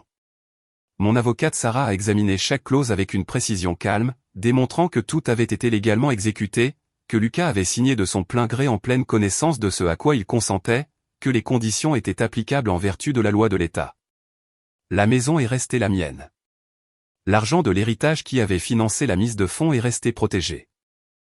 Les comptes de retraite que j'avais constitués avant notre mariage sont restés à mon nom. Lucas quitterait notre mariage avec ses effets personnels, sa voiture sur laquelle il restait 2 ans de paiement, et rien d'autre. L'audience de divorce était prévue pour la mi-novembre, 6 semaines après le dîner d'anniversaire qui avait tout déclenché. J'ai passé ces semaines à construire méthodiquement ma nouvelle vie. J'ai rencontré un agent immobilier pour vendre la maison, car chaque pièce contenait des souvenirs d'un mariage qui mourait lentement pendant que j'étais trop concentré à le maintenir pour remarquer qu'il était déjà parti. J'ai commencé une thérapie avec un conseiller nommé Dr Morrison, spécialisé dans le traumatisme de la trahison, travaillant sur l'enchevêtrement complexe de soulagement et de deuil qui accompagne la fin de quelque chose qui avait autrefois tout signifié. Je me suis reconnecté avec des amis que j'avais négligés pendant que j'étais occupé à documenter des preuves et à planifier ma vengeance. J'ai appelé des gens à qui je n'avais pas parlé depuis des mois et j'ai proposé des cafés qui n'avaient rien à voir avec mon divorce ou le scandale de Lucas. J'ai lentement reconstruit une vie sociale qui existait indépendamment de mon mariage et de son implosion spectaculaire. La fin octobre est arrivée avec ce temps d'automne vif qui donnait l'impression que tout était possible. J'étais au travail quand Lucas a appelé, son numéro s'affichant sur mon écran pendant une réunion dont je me suis excusé pour répondre dans le couloir. Harper, ils m'ont viré. Sa voix tremblait, au bord de la panique. Brennan Logistique vient de mettre fin à mon contrat. La lettre dit que c'est avec effet immédiat. Je n'ai pas de revenus, pas de référence. Tout le monde dans le secteur est au courant du scandale à cause de cet article de blog. Comment suis-je censé trouver un autre travail? Comment suis-je censé vivre? Je l'ai écouté paniquer pendant 5 bonnes minutes, ses mots se bousculant dans un désespoir croissant. Quand il a finalement fait une pause pour respirer, j'ai répondu sur le ton calme et mesuré que j'avais perfectionné en 12 ans de travail dans le contentieux. Tu trouveras une solution, Lucas. De la même manière que j'aurais dû trouver une solution si tu m'avais quitté pour Nora. Tu demanderas le chômage. Tu prendras un poste de niveau inférieur quelque part loin d'ici, où les gens ne connaissent pas ton nom. Tu reconstruiras ta carrière à partir de zéro, ou tu ne le feras pas. Quoi qu'il en soit, ce n'est plus mon problème à résoudre. J'ai raccroché avant qu'il ne puisse répondre, je suis retourné à ma réunion et je me suis concentré sur un travail qui n'avait rien à voir avec l'incapacité de mon ex-mari à faire face aux conséquences naturelles de ses propres choix. Patricia m'a appelé début novembre et m'a demandé si je voulais qu'on se voie pour un café. Nous avons choisi un café différent cette fois, plus proche de nos 2 bureaux car le besoin de secret était passé. Tous ceux qui avaient besoin de savoir ce qui s'était passé le savaient déjà. Elle m'a mise au courant de la situation de Nora avec le détachement clinique de quelqu'un qui a vu trop de scandales au travail se dérouler au cours d'une longue carrière dans l'administration d'entreprise. Nora était blacklistée dans le secteur. L'article du blog, Corporate Confession, avait fait en sorte que quiconque cherchait son nom sur Google trouvait des pages de résultats sur des relations inappropriées avec des subordonnés et des violations de l'éthique. Elle avait postulé à des postes dans des entreprises concurrentes et avait été rejetée avant même les entretiens, sa réputation précédant son dossier de candidature. Son mari, David, avait demandé le divorce et demandait la garde exclusive de leurs 2 enfants adolescents au motif que son jugement était fondamentalement compromis. Ses amis avaient pris parti ou avaient simplement disparu, ne voulant pas être associés à quelqu'un dont la réputation professionnelle avait été détruite de manière si publique et complète. L'entreprise gérait encore les retombées de son mandat en tant que directrice régionale.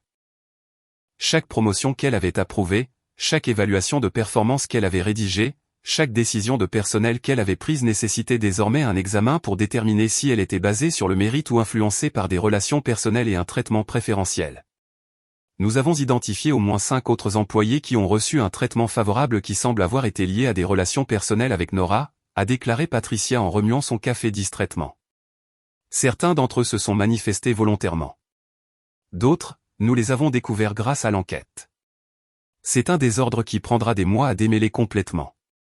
J'ai absorbé cette information en silence. Une partie de moi se sentait justifiée. Une autre partie se sentait simplement fatiguée. Fatiguée de penser à Nora et Lucas et aux choix qu'ils avaient faits, qui avaient nui à tant de vies au-delà des leurs. Merci de me l'avoir dit, dis-je finalement. J'apprécie que vous me teniez informé. Patricia a hoché la tête. Vous avez fait ce qu'il fallait, Harper. En signalant ce qui se passait. Beaucoup de gens n'auraient pas eu le courage de tout documenter et d'aller jusqu'au bout. Ils auraient simplement souffert en silence et laissé le comportement continuer. 6 mois ont passé.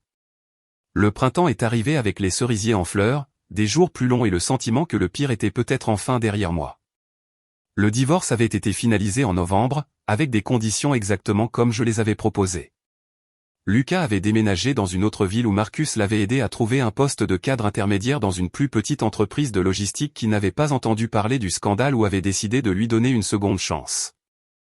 Je me tenais dans mon nouvel appartement de l'autre côté de la ville, plus petit que la maison mais entièrement à moi, et j'ai ressenti quelque chose que je n'avais pas ressenti depuis des années. La paix. Le genre de paix qui vient de savoir qu'on a fait ce qu'il fallait, même quand c'était difficile, même quand cela signifiait détruire mon mariage et la carrière de mon mari, et faire face au jugement de personnes qui pensaient que j'avais surréagi, que j'avais été vindicative ou que j'avais poussé la vengeance trop loin. Jessica avait appelé en décembre pour s'excuser. Elle a admis que Lucas avait manipulé l'histoire lors de leur première conversation, qu'elle aurait dû savoir qu'il ne fallait pas prendre sa version des faits pour argent comptant sans demander la mienne. Nous avions recommencé à nous voir pour un café le samedi matin, reconstruisant lentement une amitié qui avait subi des dommages collatéraux de mon divorce. Le travail m'avait promu en janvier. Mon dévouement et mon attention aux détails m'avaient valu la reconnaissance d'associés qui appréciaient les employés comprenant la valeur d'une documentation appropriée et d'une procédure éthique. La promotion s'accompagnait d'une augmentation de salaire qui rendait l'appartement abordable et me permettait de commencer à épargner pour la suite. J'avais même recommencé à sortir, prudemment, en prenant mon temps, en construisant quelque chose de nouveau avec quelqu'un qui respectait les limites, qui écoutait quand je parlais et qui semblait comprendre que la confiance se gagne par des actions constantes plutôt que par des promesses vides. Les gens me demandaient encore parfois ce que j'avais fait ce soir-là chez Marcelo S pour que Nora perde le contrôle. Ce que j'avais dit ou fait qu'il avait fait fuir le restaurant et se faire virer en quelques heures. Je leur donnais toujours la même réponse. Je ne l'ai forcé à rien faire. Je me suis juste assuré que lorsqu'elle a choisi de franchir toutes les limites professionnelles et personnelles devant des témoins, il y ait des conséquences pour toutes les personnes impliquées. Et c'était la vérité. Je n'avais pas détruit la carrière de Lucas ni la réputation de Nora. Ils l'avaient fait eux-mêmes, avec des choix qu'ils avaient faits à plusieurs reprises pendant des mois. J'avais simplement documenté, signalé par les canaux appropriés, et laissé les conséquences suivre leur cours naturel. Certains appelaient ça de la vengeance. J'appelais ça de la justice. Et de toute façon, j'étais enfin libre. Si cette histoire de justice calculée vous a captivé du début à la fin, montrez votre soutien en cliquant sur le bouton j'aime dès maintenant. Mon moment préféré a été lorsqu'Harper s'est assise calmement à ce dîner d'anniversaire, téléphone en main sous la table, envoyant ses 3 emails soigneusement documentés pendant que Lucas portait un toast à Nora en tant qu'invité d'honneur. Quel a été votre moment le plus satisfaisant dans cette histoire? Partagez vos réflexions dans les commentaires ci-dessous. Vous voulez plus d'histoires fascinantes de conséquences et de courage comme celle-ci? Abonnez-vous et activez la cloche de notification pour ne jamais manquer notre prochain récit captivant.